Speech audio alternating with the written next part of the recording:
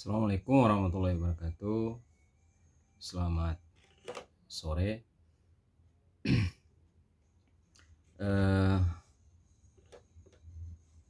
Terima kasih pada sobat-sobatku dimanapun Anda berada, nyambung dari diskusi-diskusi yang lanjutan yang kemarin ya, terkait dengan isu-isu hukum, isu politik dan lain sebagainya. Tapi mungkin saya mencoba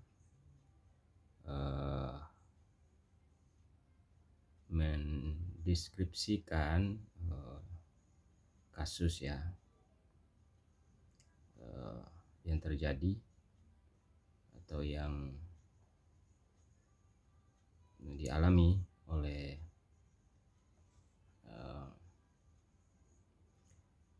pihak-pihak yang tentu saja hari ini yang sedang mencari keadilan. Nah, tentu saya sebelum masuk kepada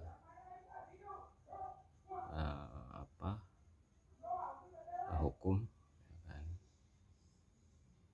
jangan lupa di subscribe di YouTube Beni Officium Nobile.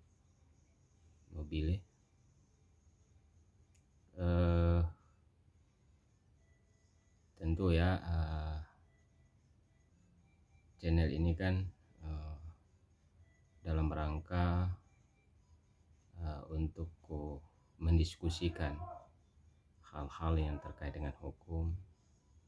Kemudian seperti apa sih kita mencoba memberikan satu win-win solution ya setiap persoalan yang kita hadapi. Terkait dengan kasus ya yang tengah terjadi, ini terjadi di daerah di mana saling mengklaim ya, dan ini sudah berapa puluh tahun, estimasi saya mungkin sudah 60 bahkan sudah 70 tahun. Jadi saya mencoba mengkonstruksikan persoalan hukum itu. Setahu saya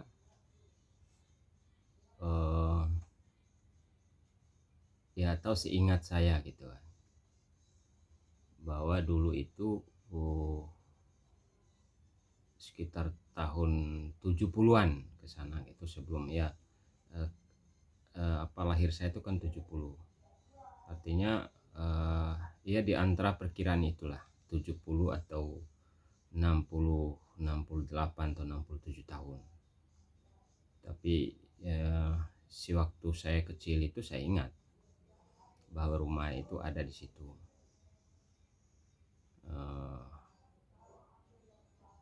Kemudian itu tidak ada terjadi apa-apa gitu. Tidak ada yang namanya mengklaim ya kan, dan tidak ada yang membahas terkait dengan itu. Muncul persoalan itu kan setelah kesini, artinya baru di 2001, dan ya bulan-bulan ini baru muncul itu gitu kan. Nah, sementara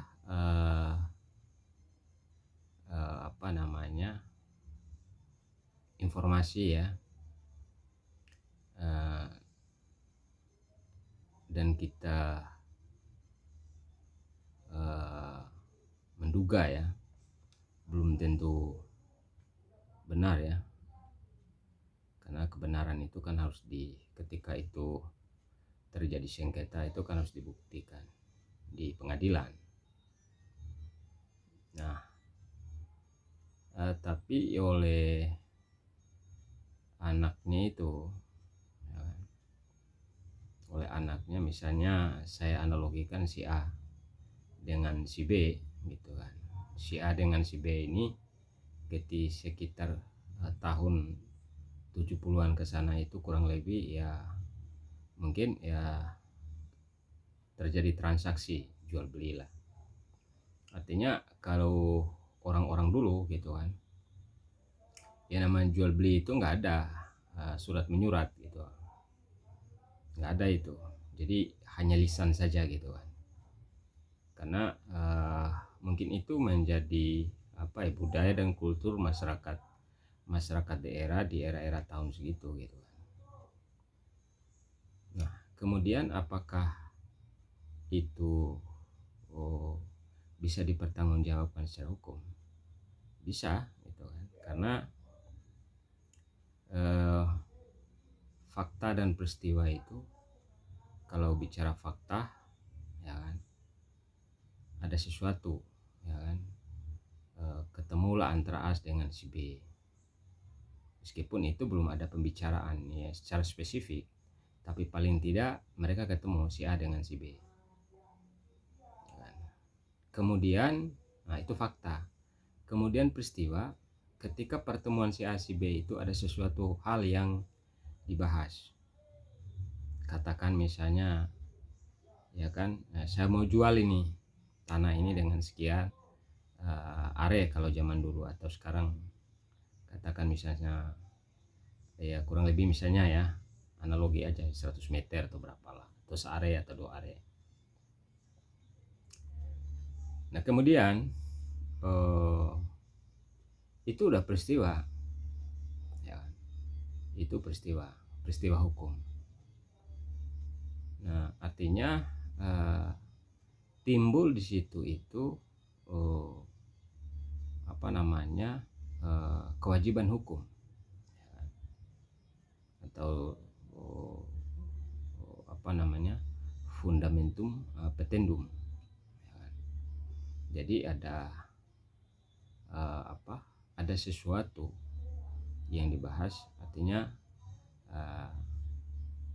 ada hak dan kewajiban yang harus yang harus didudukan, sehingga terjadilah kesepakatan ya, kesepakatan hukum antara si A dengan si B. Dan itu sampai kesininya itu tidak terjadi tidak terjadi apa-apa gitu kan ya kan. Tapi ketika si A dan si B ini sudah meninggal gitu kan, dua-duanya ya, tapi mungkin muncul generasi anaknya dan lain sebagainya, atau mungkin ada masukan-masukan dari pihak luar.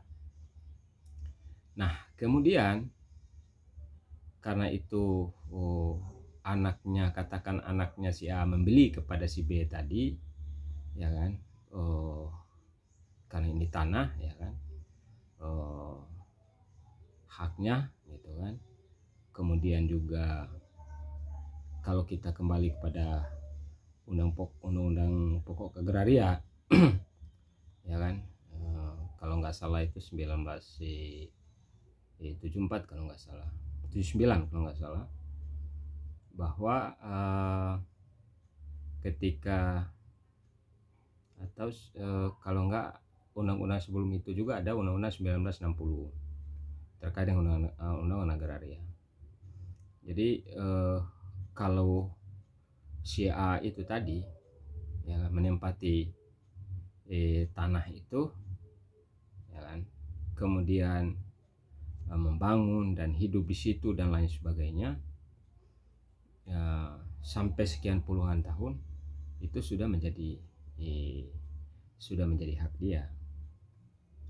Terlepas kita dalam konteks katakan bahwa si B itu memberikan gitu kan ya, kalaupun kita mau mengatakan bahwa itu tidak dibeli, hanya dikasih dan lain sebagainya.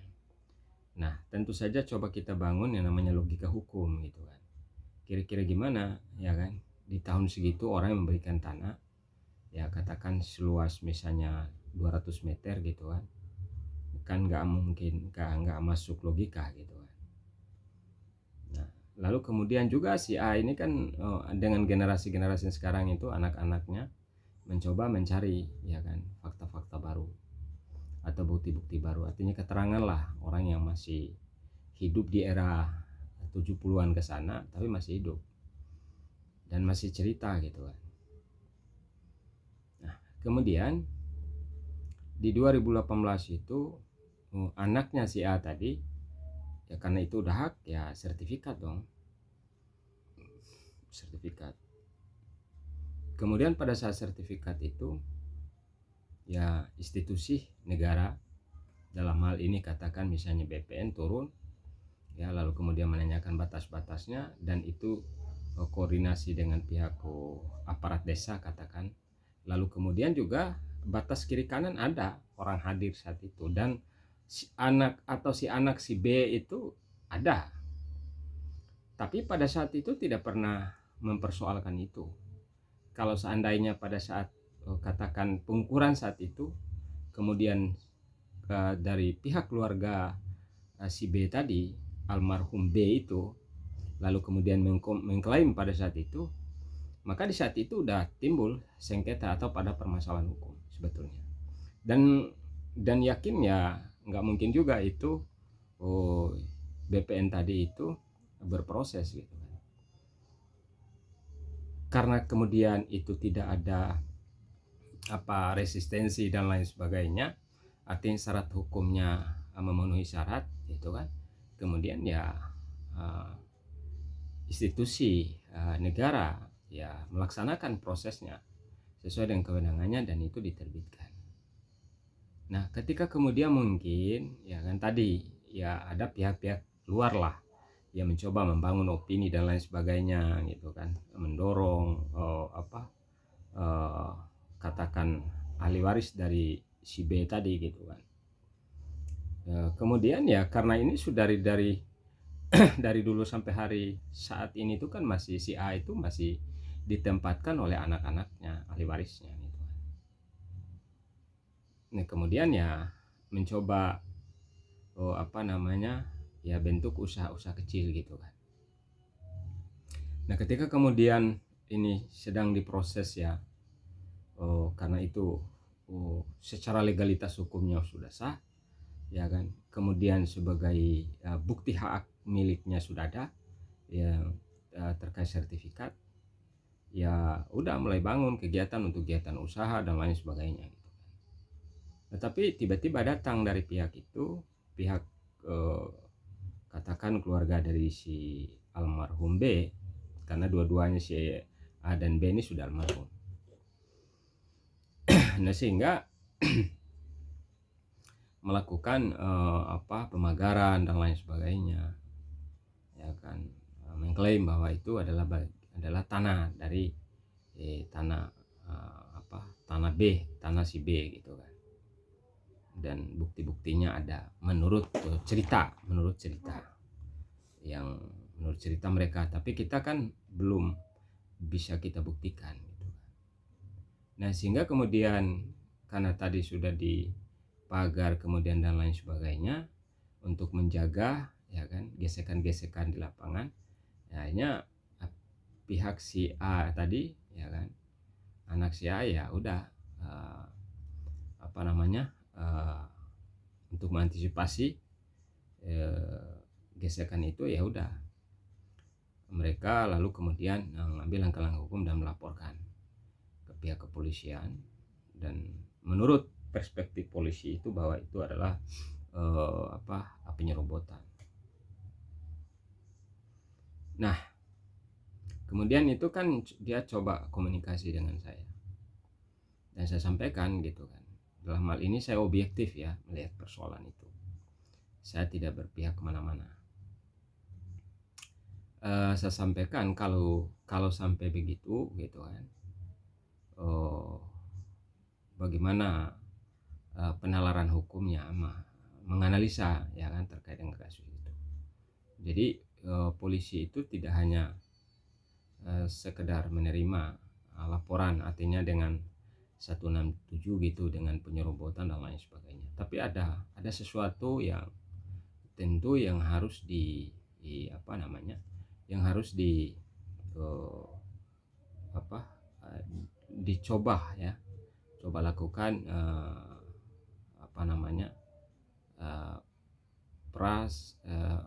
prajudisial ya kan? Jadi coba diproses dalam tingkat penyelidikan, karena asasnya juga itu kan polisi itu punya kewenangan ya kan? Punya kewenangan yang diberikan oleh undang-undang dan diberikan juga oleh perkap ya, peraturan Kapolri, baik itu sebagai landasan untuk acuannya itu undang-undang kepolisian tahun 2002, belum perkapnya dan lain sebagainya. Nah, ketika kemudian polisi sebetulnya, karena kalau itu dikenakan pasal penyerobotan itu kan cuman hanya percobaan sebetulnya. Seharusnya itu masuk tadi penggelapan ya, pasal 353 penggelapan. Apa indikasinya atau variabel lain untuk mendukung pasal itu tadi, karena mereka itu sudah mematok, lalu kemudian mereka itu memagar ya kan di lokasi tersebut atau di objek itu. Nah dari situ sebetulnya artinya tidak sama seperti penggelapan dan penipuan. Jadi jangan kita berasumsi atau interpretasi dari sana gitu kan. Tapi ya pasal 353 itu indikasinya seperti itu. Karena ketika ada variabel lain tadi, ketika mereka itu datang, ketika mereka melakukan kegiatan langsung diklaim ya kan, kemudian itu dipagar, kemudian itu di stopkan aktivitas gitu kan. Nah itu masuk unsur pasal 353 penggelapan sebetulnya. Itu tuntutan sekitar 4 tahun lebih. Nah, kalau pasal penyerobotan itu cuma 6 bulan percobaan. Nah sehingga ya coba kita dorong ya kan? Coba kita diskusikan ya, sejauh mana perspektif teman-teman penyidik dalam rangka untuk bahwa terlapor itu dalam proses penyelidikan itu ya itu harus dimasukin pasal itu sebetulnya. Ya asasnya juga jelas sebagai pendukung beyond reasonable doubt ya kan. Artinya ada alat-alat bukti, barang-barang bukti yang dikumpulkan oleh penyidik ya kan? Nah sehingga itulah menjadi satu acuan sebetulnya ya kan, acuan polisi dalam rangka untuk mendorong atau proses kasus tersebut. Nah oke lah, kalau menurut saya nggak ada masalah. Cuma kemudian ketika nanti karena apakah bukti lisan itu sah ya kan?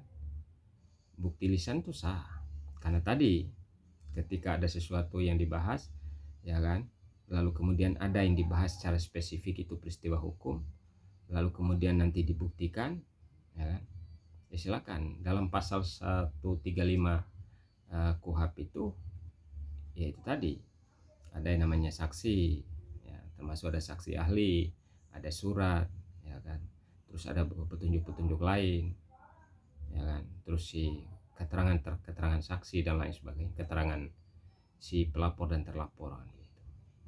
Nah itu bisa dijadikan sebagai ya acuan ya, kalau kita mengacu kepada pasal 183. Nah, persoalannya kalau misalnya itu nggak bisa kita uh, apa uh, mendiskusikan ya, karena mungkin teman-teman penyidik itu hanya mungkin selama ini karena pengalaman ya, atau kemudian itu hanya normatif saja gitu kan, hukum itu berjalan kan begitu. Tapi paling tidak itu kan ada pendekatan uh, apa uh, kontekstual sebetulnya, pendekatan itu, karena dengan pendekatan itu akan melahirkan sebuah keadilan, kemanfaatan. Sementara pendekatan tekstual itu pendekatan kepastian hukum atau yuridis itu. Tapi memang itu di nggak ada masalah, cuman ya kita hanya dari pendekatan normatif atau positivistik gitu. Nah tapi oke lah ya kan. Tapi kajian lainnya menurut saya oke lah, pidana tadi silakan itu diproses gitu. Tapi ketika pada saat nanti ada saksi-saksi yang mencoba memberikan tadi ya kan, mungkin ada dukungan dan lain sebagainya, kenapa sih dari sekian puluhan tahun tidak ada permasalahan, tidak ada gesekan dan lain sebagainya, sehingga kemudian mungkin ada pihak-pihak lain. Nah, mudah-mudahan nanti itu kita lihat nanti siapa yang memberikan saksi yang hadir di saat prosesi projudikasi itu ya kan.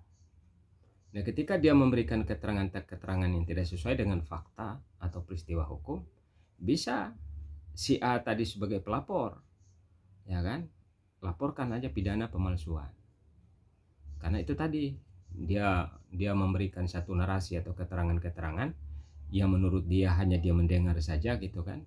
Karena ya namanya saksi itu kan syaratnya ya kan, itu dia melihat, dia mendengar, dia mengalami gitu. Dan itu juga di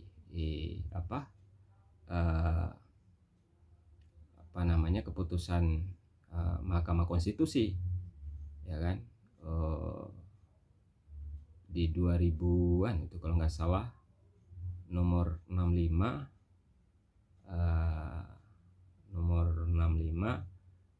PU MK, kemudian itu garing 8, nah kalau nggak salah itu di 2001 kalau nggak salah, itu di antara segitulah. Ini kalau kurang lebih mohon maaf kalau memang itu salah, nanti saya coba buka kembali nanti.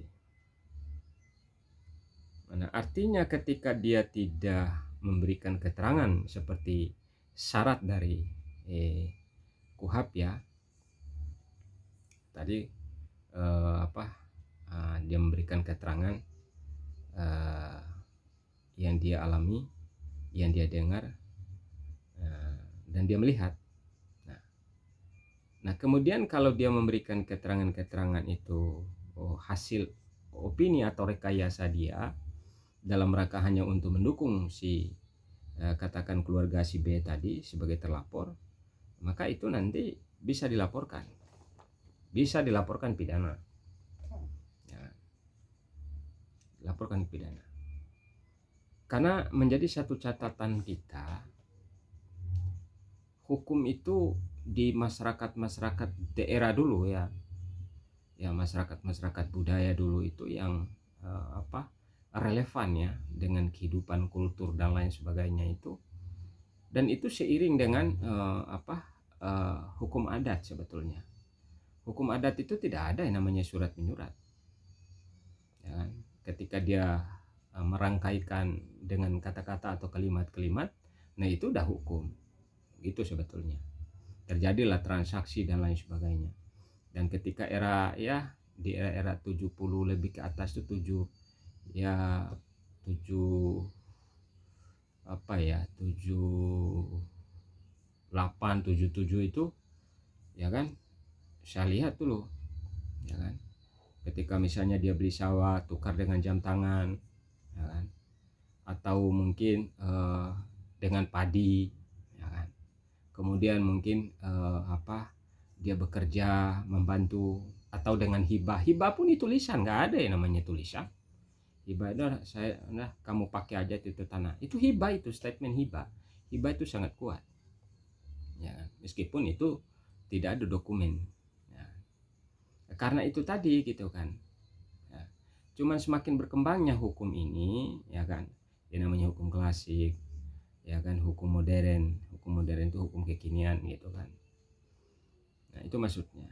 Nah, apakah ketika ada persoalan-persoalan dulu lalu kemudian kita relevansikan atau korelasikan dengan kondisi sekarang? Tidak, nggak bisa gitu kan. Maka di situ berlakunya yang namanya asas legalitas atau asas retroaktif gitu kan. Hukum ke depan itu nggak bisa berlaku mundur, ya kan? Nggak bisa itu. Nah itu yang harus diingatkan itu. Belum lagi namanya kalau nggak salah itu, ya kan, nulu duluctum nulla peona sine, ya kan, a priori lige.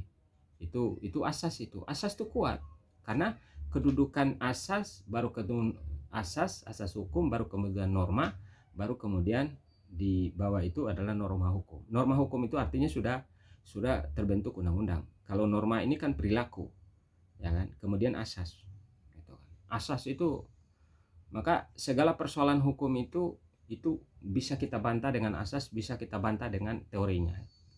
Kalau itu bisa dijawab, itu selesai. Itu maksudnya. Jadi kalau kita masuk kepada hukum adat tadi, ya kan, mengingat itu gitu kan, artinya hukum adat yang melekat langsung dengan masyarakat, dengan lingkungan, sebetulnya ya nggak ada masalah gitu kan. Tapi kalau sampai itu persoalan-persoalan kayak begitu lalu kemudian muncul di setelah kesini gitu, padahal itu kan bagaimana orang zaman itu gitu kan, dengan terjadi transaksi itu dengan menarasikan dengan kata-kata, dengan kalimat-kalimat tanpa ada coretan-coretan, sebetulnya sederhana sebetulnya gitu. Ya, tapi oke lah. Nah, udah dua persoalan tadi. Lalu kemudian masuk ke persoalan ketiga, masuk kepada persoalan ketiga. Artinya peluang hukum ini si A ini untuk melakukan terobosan-terobosan. Ketika si A tadi artinya dengan anaknya ya, ahli waris, lalu kemudian di situ bangun kegiatan, usaha dan lain sebagainya.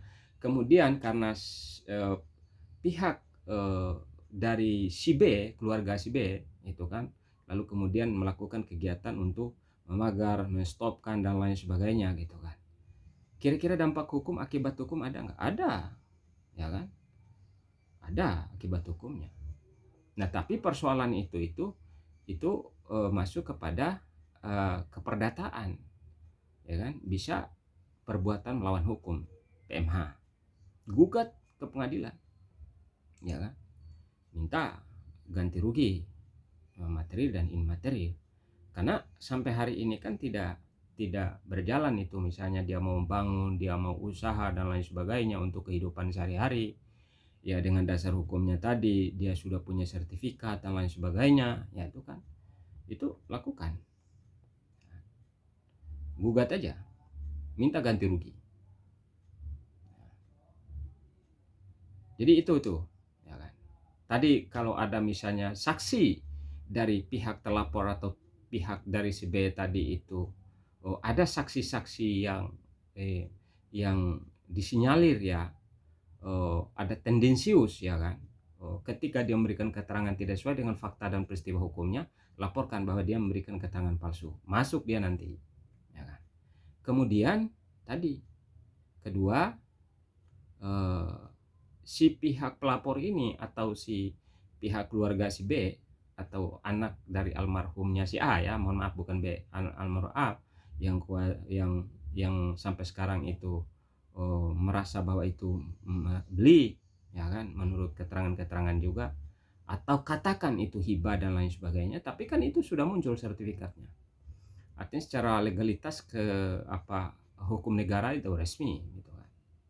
Nah, bagaimana kemudian ketika ini kalau si B tadi merasa nggak puas dan lain sebagainya gitu kan, ya ambil aja langkah hukumnya.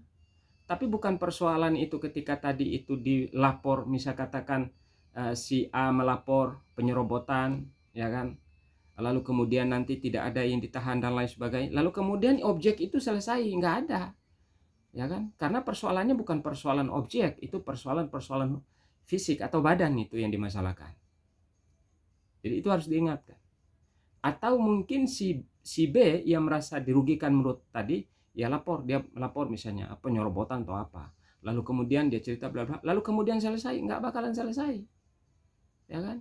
Oke, dalam konteks penyerobotan bisa sampai mungkin nanti tuntutan dan lain sebagainya, sampai masuk kepada selesai itu proses prajudikasi, proses postjudikasi, sampai pada